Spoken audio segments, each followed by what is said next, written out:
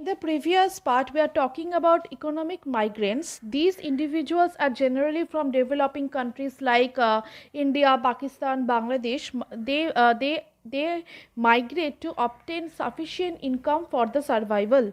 Okay.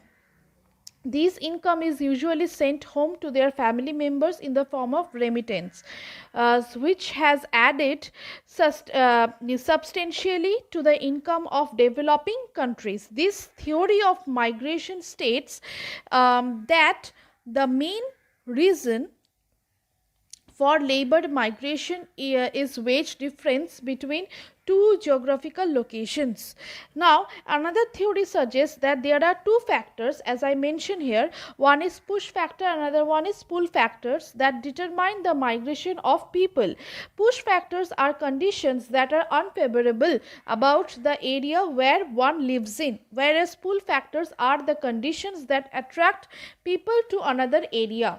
So push factors are unfavorable condition. Now what are these? See, I have written here: not enough jobs, then desertification or drought, slavery, poor medical care, loss of wealth, natural disaster, death rate, and so on.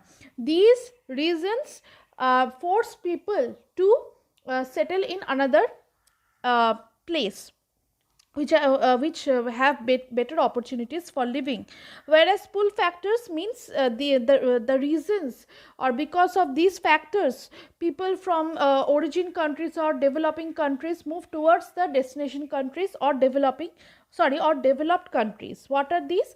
Job opportunities, better living conditions, political or religious freedom, enjoyment, education, better medical care, attractive climate for living, security, stable economy, better housing, disaster free area, right? So the next topic is the impact of migration. Now, migration can have positive and negative effects on the areas that export people and the areas that import people.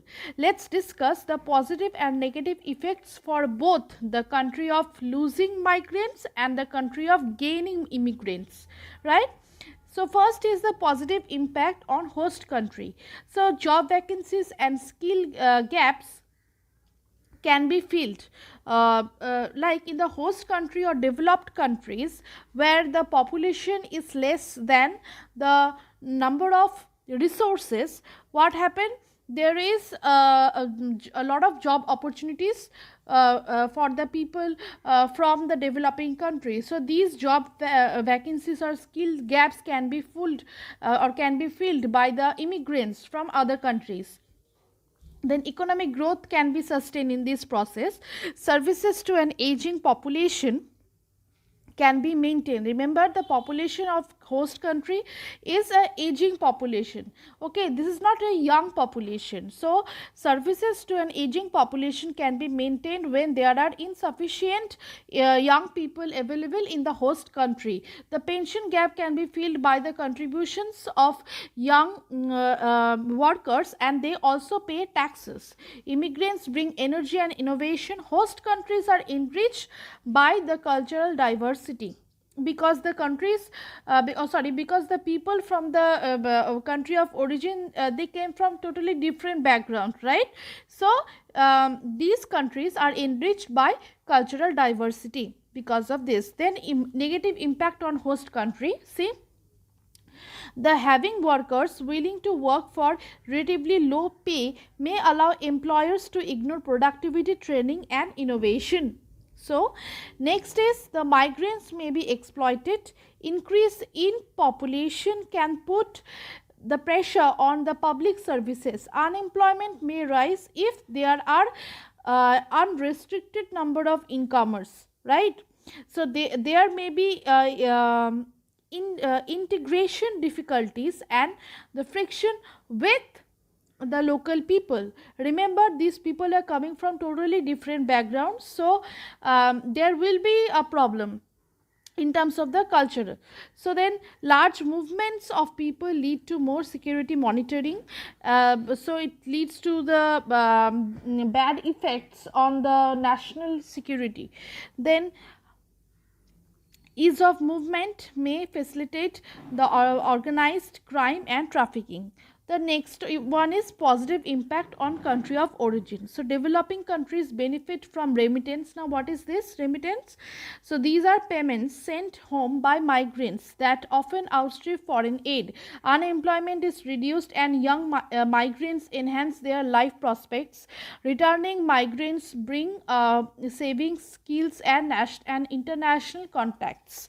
Then negative impact on country of origin, economic disadvantage because of loss of young workers, loss of highly trained people, especially health workers, social problems for children left behind or growing up without a wider family circle.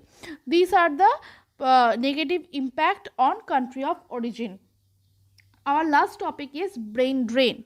So the brain drain, the term was coined by the Royal Society to describe the immigration of scientists and technologists to North America from post-war Europe.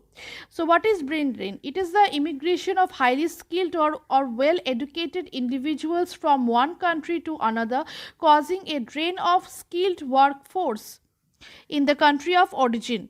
That we call it brain drain.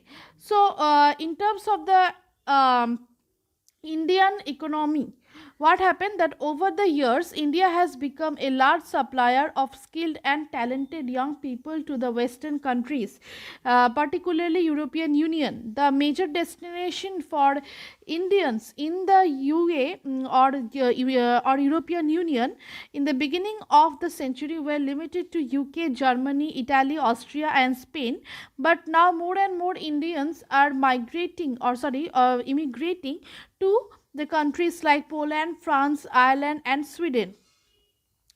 Then another data that China became the biggest worldwide contributor of immigrants in 2007. So according to official Chinese media, 65,000 Chinese people last year secured immigration or permanent resident status in United States. Okay. So the number is in Canada is 25,000 and in Australia it is 15,000. So these are all the data regarding brain drain. One more thing that in terms of the young students, those who are academically well qualified people prefer growing abroad for higher research because they do not get best chances, resources or facilities for research in India. So a recent study conducted by Indian Institution of Management in Bengaluru shows that the students going for higher studies abroad has increased by 256% in the last 10 years.